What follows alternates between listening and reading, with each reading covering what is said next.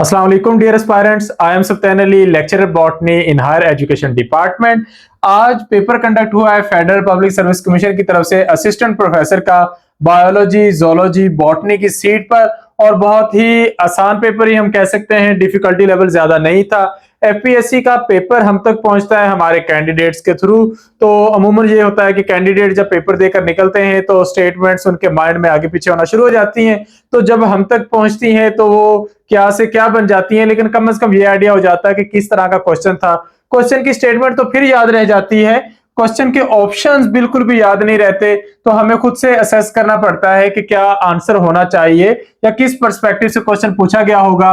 तो आज की इस वीडियो में हम मैक्सिमम यानी कि 70 से ज्यादा क्वेश्चंस जो हमारे पास कैंडिडेट्स के थ्रू पहुंचे हैं वो डिस्कस करेंगे। क्वेश्चन के सेंस में जो थोड़ी बहुत चेंज होगी आप उसको इग्नोर कीजिएगा, डेफिनेटली वो कैंडिडेट्स को कभी भी याद नहीं रहता कि ऑप्शंस में क्या था। तो हम आपके सामने ये सारा पेपर डिस्कस करेंगे, और जो सबसे मेन फायदा होता है आपको इस डिस्कशन से वो ये होता है कि आपको ये पता चल जाता है कि किस किस तरह का क्वेश्चन नेक्स्ट पेपर्स में आ सकता है। तो वीडियो का एंड तक देखिएगा, आपको यहाँ से बहुत कुछ सीखने का मौका मिलेगा। तो पहले क्वेश्चन की तरफ आते हैं। तो क्वेश्चन है, व्हाट काजेस मसल कॉन्ट्रैक्शन। तो मसल कॉन्ट्रैक्शन का मॉडल आप लोगों ने स्लाइडिंग फिलामेंट मॉडल के नाम से पढ़ा होता है, जिसमें तरतीब कामों की यूं होती है कि नर्व इंपल्स आती है नर्व्स के थ्रू और ये पहुंचती है मसल फाइबर के पास। तो वो जो गैप होता है उस गैप में क्या चीज पहुंचती है, उस गैप में एक न्यूरोट्रांसमीटर रिलीज किया जाता है। हम यहाँ पे कह लेते हैं कि वो न्यूरोट्रांसमीटर है एसिटल कोलाइन। तो nerve impulse acetylcholine release करवाती है साइनेप्टिक पॉइंट पर, जैसे साइनेप्स वाली स्पेस पर, साइनेप्टिक लेफ्ट वाली जगह पर। वहां से मसल फाइबर एक्टिवेट होता है। मसल फाइबर की जो मेम्ब्रेन होती है वो डीपोलराइज हो जाती है सोडियम आयंस की मूवमेंट की वजह से, और उसके बाद सार्कोप्लाज्मिक रेटिक्यूलम कैल्शियम आयंस को रिलीज करते हैं। ये कैल्शियम आयंस जाके ट्रोपोनिन के साथ बाइंड करते हैं और उससे मसल कॉन्ट्रैक्शन हो जाती है। तो ऑप्शंस में नर्व इंपल्स ऑप्शन हो सकता है, एसिटल कोलाइन ऑप्शन हो सकता है, कैल्शियम आयंस की ट्रोपोनिन के साथ बाइंडिंग हो सकती है, या एक्टिन और मायोसिन की ब्रिजिंग हो सकती है। ये सारी की सारी चीजें मसल कॉन्ट्रैक्शन का मोर प्रोबेबल आंसर हो सकती हैं। नेक्स्ट क्वेश्चन है, what does the large intestine absorb. तो लार्ज इंटेस्टाइन का काम डाइजेशन के बाद एब्जॉर्प्शन का है। स्मॉल इंटेस्टाइन तक मैक्सिमम डाइजेशन हो चुकी होती है। तो लार्ज इंटेस्टाइन क्या करती है, बॉडी को वाटर और कुछ मिनरल्स वापस लौटाती है ताकि बॉडी में वाटर और मिनरल्स की कमी ना हो जाए। In which animals is rumen present. तो र्यूमन प्रेजेंट है काउज में और कैमल में, यानी कि जो र्यूमिनेंट्स जिन्हें हम कहते हैं और कैमिलेट्स जो ग्रुप्स है इनके अंदर र्यूमन प्रेजेंट होती है।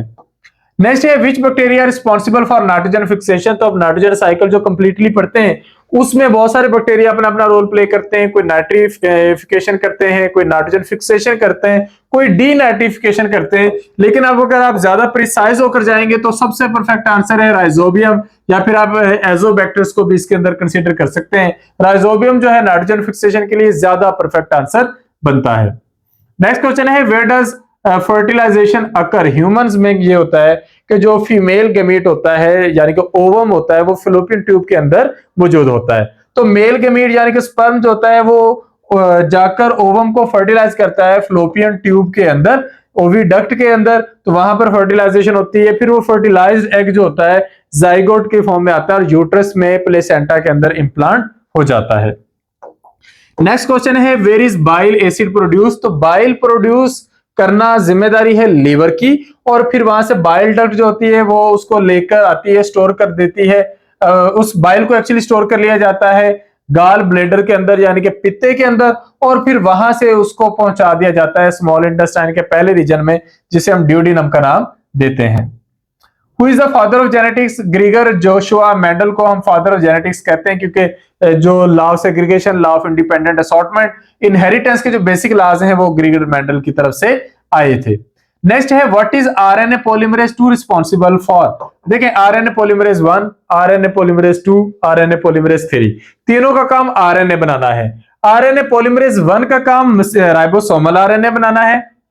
आरएनए पॉलीमरेज 1 का काम राइबोसोमल आरएनए बनाना है। आरएनए पॉलीमरेज 2 का काम मैसेंजर आरएनए बनाना है, और आरएनए पॉलीमरेज 3 का काम ट्रांसफर आरएनए बनाना है। नेक्स्ट है which enzyme joins two pieces of DNA. जब डीएनए बन रहा होता है, डीएनए रेप्लिकेशन हो रही होती है, तो दो तरह के स्ट्रैंड बनते हैं, leading strand, lagging strand. Lagging strand बनता है फ्रेगमेंट्स में, जिन्हें ओकाजाकी फ्रेगमेंट्स कहते हैं। उन ओकाजाकी फ्रेगमेंट्स को जोड़ने का काम डीएनए लाइगेज करता है। नेक्स्ट है which substance is most easily permeable through the cell membrane. Cell membrane से वो सब्सटेंसेस आसानी से गुजर जाती हैं जो इसके स्ट्रक्चर के साथ सबसे ज्यादा कंपैटिबल है। एक सिंपल असूल है, प्रिंसिपल है, लाइक डिसॉल्व्स लाइक। तो लाइक सब्सटेंसेस को इजीली गुजरने की इजाजत देती हैं। तो सेल मेम्ब्रेन का ज्यादा हिस्सा लिपिड्स पर मुश्तमिल है, तो लिपिड सॉल्युबल मॉलिक्यूल्स आसानी से गुजर जाते हैं। ज्यादा स्मॉल जो मॉलिक्यूल्स हैं, ज्यादा छोटे मॉलिक्यूल्स हैं, वो आसानी से गुजर जाते हैं। जो अनचार्ज पार्टिकल्स हैं वो आसानी से गुजर जाते हैं। What type of circulatory system does the fish have. तो फिश के अंदर सबसे सिंपल यानी कि सिंगल सर्कुलेट हार्ट है, तो सिंगल सर्कुलेशन वाला सिस्टम इनके अंदर मौजूद होता है। एनालोगस ऑर्गन्स ऐसे ऑर्गन्स जो के स्ट्रक्चर में डिफरेंट हो, फंक्शन में सेम हो, उन्हें एनालोगस बोलते हैं। जिस तरह के wing of a fly and a bird, दोनों का काम उड़ना है लेकिन स्ट्रक्चर बहुत डिफरेंट होता है, तो उन्हें एनालोगस ऑर्गन्स कहते हैं। सिम्पैट्रिक स्पीशीज, ऐसी स्पीशीज जो एक ही जियोग्राफिकल एरिया में हो, उनके दरमियान कोई बैरियर ना हो, क्योंकि बैरियर होगा तो फिर वो आपके पास एलोपैट्रिक स्पेसिएशन हो जाएगी। तो जहां पर कोई जियोग्राफिकल बैरियर ना हो, सेम एरिया के अंदर मौजूद हो, और इंटरब्रीड बहुत रेयरली कर सकती हो, लेकिन मोस्टली ये इंटरब्रीड नहीं करती, इकट्ठी रहती हैं लेकिन इंटरब्रीड नहीं करती। रिप्रोडक्टिव आइसोलेशन का बिहेवियर इनके अंदर देखने को मिलता है, तो इसको सिम्पैट्रिक स्पेसिएशन या ऐसी स्पीशीज को सिम्पैट्रिक स्पीशीज कहते हैं। इसमें किलर वेल जो है, ऑर्का जिसे हम कहते हैं, वो इस ग्रुप के अंदर आती है। ऑर्का अब क्या करती है कि ये दो तरह की होती हैं, एक तो मुकामी होती है रेजिडेंट, और एक ट्रांजिएंट होती हैं। तो ये इकट्ठी रहती हैं लेकिन ये इंटरब्रीड नहीं करती, और अपने अपने ही जो प्रे है उसका शिकार करती हैं। रेड सी स्पीशीज, रेड सी के अंदर डोमिनेंट जो स्पीशीज है वो रेड एल्जी है। रेड एल्जी इसके अंदर आ जाती है, सी ग्रास इसके अंदर आ जाती है। फिर इसके अंदर साइनोबैक्टीरिया बहुत ज्यादा डोमिनेट करते हैं, तो ऑप्शंस में इन्हीं में से कोई होगा। Who are producers in a pond ecosystem. तो पॉन्ड इकोसिस्टम के अंदर पौधों से ज्यादा फाइटोप्लैंक्टन, एल्जी जो होंगे वो ज्यादा होंगे, फिर एक्वेटिक प्लांट्स भी इनके अंदर प्रोडक्शन का काम करेंगे। पहला ट्रॉफिक लेवल इन्हीं से बनेगा।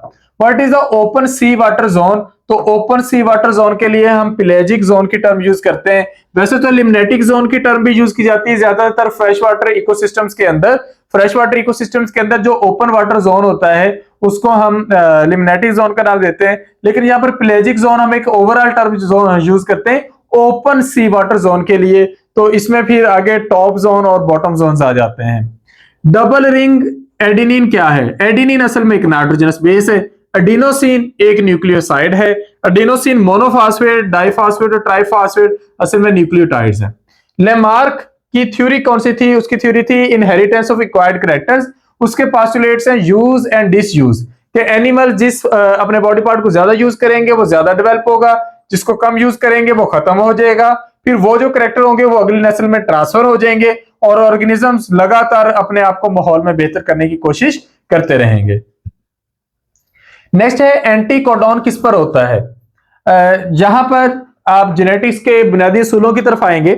जब भी मैसेंजर आरएनए से प्रोटीन बनती है तो मैसेंजर आरएनए के कोड्स को रीड किया जाता है।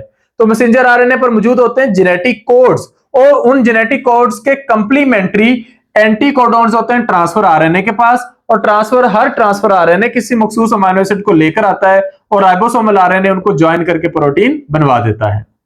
किस ऑर्गेनेली का काम सिक्रीशन है। गोल्जी ऑपरेटस का काम सिक्रीशन का होता है। गोल्जी ऑपरेटस को जो भी मटेरियल दिया जाता है ये उसको मॉडिफाई करता है, प्रोसेस करता है, पैक करता है और सिक्रीटरी बॉडीज रिलीज कर देता है। क्या ट्रांसक्रिप्शन से सारे तरह के आरएनए बनते हैं। जी हाँ, हर आरएनए की सिंथेसिस के लिए अलग अलग ट्रांसक्रिप्शन होती है, और उससे messenger RNA, transfer RNA, ribosomal RNA बनते रहते हैं। वर्टिब्रेट के कॉमन फीचर क्या है। वर्टिब्रेट का सबसे कॉमन फीचर तो वर्टिब्रा की प्रेजेंस है। तो इनके पास वर्टिब्रल कॉलम यानी कि बैकबोन होती है, प्रॉपर स्कल होती है, बाइलेटरल एडवांस सिमेट्री होती है, और क्लोज सर्कुलेटरी सिस्टम इनके अंदर मौजूद है। डोर्सल ट्यूब्यूरल नर्व कॉर्ड क्या होता है। तो ये वर्टिब्रेट्स के अंदर या कॉर्डेट्स के अंदर हॉलो नर्व कॉर्ड होता है, जो बॉडी की डोर्सल साइड पर यानी कि बैक साइड पर मौजूद होता है। किस एरा में लाइफ का आगाज हुआ था? तो प्री कैम्ब्रियन एरा के अंदर जमीन पर जिंदगी का आगाज हुआ था। और जमीन पर पहले फॉसल फ्यूल्स हमें या पहले फॉसल्स किस एरा के मिलते हैं? तो प्री कैम्ब्रियन एरा के जो साइनोबैक्टीरिया हैं उनके स्ट्रोमेटोलाइट्स के फॉसल्स आजकल हमें मिल गए हैं। What steps are involved in translation? यानी कि प्रोटीन सिंथेसिस में 3 स्टेप्स होते हैं, इनिशिएशन, इलोंगेशन, टर्मिनेशन। एंटीबॉडीज कहां पे बनती हैं या कौन बनाता है? तो बी लिम्फोसाइट्स का काम होता है एंटीबॉडीज बनाना। एक्टिव और पैसिव इम्यूनिटी क्या होती है? अगर बॉडी एंटीबॉडीज खुद बना रही है तो एक्टिव इम्यूनिटी है, और अगर आप बॉडी को बनी बनाई एंटीबॉडीज इंजेक्शंस के जरिए दे रहे हैं तो उसे पैसिव इम्यूनिटी का नाम दिया जाता है। गोल्डन एलजी क्या होती है? क्राइसोफाइट्स को, जिन्हें क्राइसोफाइसी ग्रुप भी कहा जाता है, गोल्डन एलजी है। इसमें डायनोब्रायोन या साइन्यूरा नाम की एलजीज आती हैं। क्या डीएनए की रेप्लिकेशन सेमी कंजर्वेटिव होती है? जी हाँ, ये प्रॉपर बेसेल्सन और स्टाल ने एक्सपेरिमेंट्स के जरिए साबित किया था कि डीएनए रेप्लिकेशन सेमी कंजर्वेटिव होती है।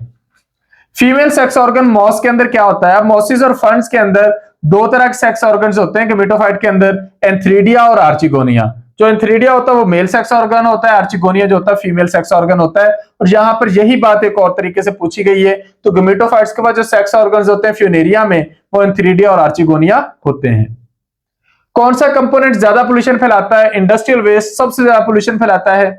ग्रीन हाउस इफेक्ट किसकी वजह से होता है? ग्रीन हाउस गैसेस की वजह से। सबसे मशहूर green house gas carbon dioxide है, जो जमीन के गिर्द एक प्रॉपर कवरिंग बना रही है और उसके अंदर सनलाइट, सन एनर्जी ट्रैप होती है और उसकी वजह से जमीन का टेम्परेचर बढ़ रहा है। जमीन के सबसे जो हाई रीजन है, हाई एल्टीट्यूड रीजन है, ऊंचे पहाड़ है, जहां पर कोई ट्री एग्जिस्ट नहीं कर पाता, ये ट्रीलेस रीजन होते हैं, वहां पर मोस्टली झाड़ियां आपको मिलेंगी, बुशेस मिलेंगी। उस रीजन को अल्पाइन टंड्रा का नाम देते हैं। पाकिस्तान का कौमी जानवर मारखोर है, जिसका साइंटिफिक नेम है कैप्रा फैल्कोनेरी। इसके बाद आ जाता है what is it called when a full chromosomal set is transferred from one parent. देखें, एक पेरेंट की तरफ से पूरा क्रोमोसोमल सेट आ जाए, दूसरे की तरफ से ना आए, ये एक एबनॉर्मेलिटी है जिसे हम यूनिपेरेंटल डायसोमी का नाम देते हैं। ह्यूमन बॉडी में कितने वर्टिब्रेट हैं, कितने वर्टिब्री हैं, कितने मोहरे हैं? तो 33 वर्टिब्री होते हैं हमारी बैकबोन में, 7 सर्वाइकल है नेक के अंदर, 12 थोरेसिक हैं आपके चेस्ट रीजन में, 5 लंबर हैं पेट के रीजन में, 5 सैक्रल और 4 कॉक्सिजियल ये होते हैं, लेकिन ये फ्यूज होकर 2 रह जाते हैं, तो ये 33 वर्टिब्री अडल्ट के अंदर 26 रह जाते हैं। नेक्स्ट है बर्ड बोन्स कैसी होती हैं? न्यूमेटिक होती हैं, क्योंकि ये अंदर से होलो होती है, एयर फिल्ड होती है, इसी वजह से लाइट वेट होंगी। कौन से प्लांट्स जो होते हैं क्रॉस फर्टिलाइजेशन करते हैं? तो मेज और वीट में से, तो मेज के अंदर क्रॉस पॉलिनेशन होती है, वीट के अंदर सेल्फ पॉलिनेशन होती है। सीरियल्स, एग्स और मिल्क ये किस चीज का रिच सोर्स है? तो ये प्रोटीन का रिच सोर्स है, क्योंकि जो एग्स होती हैं प्रोटीन रिच है, मिल्क भी प्रोटीन रिच, सीरियल भी प्रोटीन रिच। अगरचे इनके अंदर कार्बोहाइड्रेट्स भी हैं, कहीं ना कहीं लिपिड्स भी हैं, लेकिन जिसके लिए ये सबसे ज्यादा खास है वो प्रोटीन्स हैं। अगर मिनरल वाइज पूछेंगे तो कैल्शियम करेक्ट आंसर होगा। ह्यूमन बॉडी का सबसे लॉन्गेस्ट सेल कौन सा होता है? तो neuron is the longest cell of human body. In which animal is the exoskeleton absent? तो बहुत सारे एनिमल्स के अंदर एक्सोस्केलेटन नहीं होती। ऑप्शंस में अगर ह्यूमन का ऑप्शन है तो ह्यूमंस के अंदर एक्सोस्केलेटन नहीं होता, ये बहुत कम एनिमल्स के अंदर एक्सोस्केलेटन का ऑप्शन होता है। साइटोक्रोम का फंक्शन क्या है? साइटोक्रोम का फंक्शन प्लांट्स के अंदर इलेक्ट्रॉन ट्रांसपोर्ट चेन के अंदर इलेक्ट्रॉन ट्रांसपोर्ट करना है। आप फोटोसिंथेसिस में भी इसे पढ़ते हैं और सेलुलर रेस्पिरेशन के अंदर भी पढ़ते हैं। From which process is NADPH produce? अब NADPH फोटोसिंथेसिस में बनता है, और फोटोसिंथेसिस की कौन सी फेज में? नॉन साइक्लिक फास्फोरिलेशन में। जब आप जी स्कीम बना रहे होते हैं तो फोटोसिस्टम 2 से फोटोसिस्टम 1 तक आते हुए यहां पर ATP बनती है, और फोटोसिस्टम 1 की इलेक्ट्रॉन ट्रांसपोर्ट चेन में NADPH या NADPH2 बन रहा होता है। What happens to carbon dioxide during dark reaction? Dark reaction यानी कि कैल्विन साइकिल में कार्बन डाइऑक्साइड को फिक्स किया जाता है, रिड्यूस किया जाता है और इससे ग्लूकोज बनाई जाती है। कौन सी टेक्निक यूज की जाती है डीएनए सीक्वेंस एनालिसिस में? तो सबसे पहले पीसीआर की जाती है, फिर उसकी जेल इलेक्ट्रोफोरेसिस होती है, फिर जीएनए सीक्वेंसिंग के लिए मॉडर्न ऑटोमेटेड सिस्टम्स है। इसमें जो है पुराने अगर हम मेथड्स को स्टडी करें तो सिंगर निकोलसन मेथड जो है वो भी यूज किए जाते हैं। फ्रेडरिक सेंगर के एक्चुअली जो मेथड्स हैं वो यूज किए जाते हैं, फ्रेडरिक सेंगर। नेक्स्ट है what is the smallest cell. अगर आप ओवरऑल बात करें तो माइकोप्लाज्मा है, अगर एलजी की बात करें तो क्लेमिडोमोनास बहुत छोटा सा सेल होता है। What reactions take place in mitochondria. Mitochondria के अंदर होता क्या है कि जब ग्लूकोज की ब्रेकडाउन होती है तो ग्लूकोज से पायरोवेट बनने का प्रोसेस तो साइटोप्लाज्म में हो जाता है, लेकिन उसके बाद पायरोवेट की जो ऑक्सीडेशन होती है, पायरोवेट डीकार्बोक्सिलेशन, वो भी माइटोकॉन्ड्रिया में होती है। फिर आगे क्रेब्स साइकिल भी माइटोकॉन्ड्रिया में होता है। ऑक्सीडेटिव फास्फोरिलेशन यानी कि इलेक्ट्रॉन ट्रांसपोर्ट चेन भी माइटोकॉन्ड्रिया की इनर मेम्ब्रेन पर होती है। फिर लिपिड्स की भी ऑक्सीडेशन माइटोकॉन्ड्रिया के अंदर होती है। कौन सी थ्योरी वेस्टिजियल ऑर्गन्स को एक्सप्लेन करती है? तो लेमार्किज्म भी, डार्विनिज्म थोड़ा ज्यादा बेहतर उसको एक्सप्लेन करती है। बाकी यूज एंड डिसयूज का जो कॉन्सेप्ट था वो लेमार्क ने प्रेजेंट किया था। Where does emulsification of fats की ब्रेकडाउन होती है? स्मॉल इंटेस्टाइन में। डीएनए सीक्वेंस अगर आपके पास ये हो तो आरएनए सीक्वेंस क्या होगी?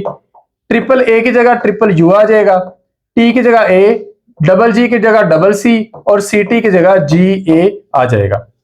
इन which meiotic stage is an unequal arm of chromosome observe. वैसे तो मियोसिस 1 में जब क्रोमोसोम्स एक दूसरे से अलग हो रहे होते हैं, मियोसिस 1 में भी और मियोसिस 2 में भी, तो उसमें ये आपको अनइक्वल क्रोमोसोम ऑब्जर्व करने का मौका मिलेगा।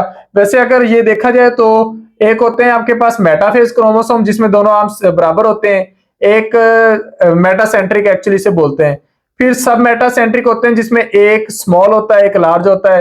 फिर एक आपके पास एक्रोसेंट्रिक होता है जिसमें एक साइड पर जो क्रोमोसोम का आर्म होता है ना होने के बराबर होता है, और एक टीलोसेंट्रिक होता है जिसमें पूरा क्रोमोसोम आर्म एक ही साइड पर। अब ये पता नहीं किस पर्सपेक्टिव में ये क्वेश्चन पूछा गया था, आप लोग कमेंट सेक्शन में बता सकते हैं।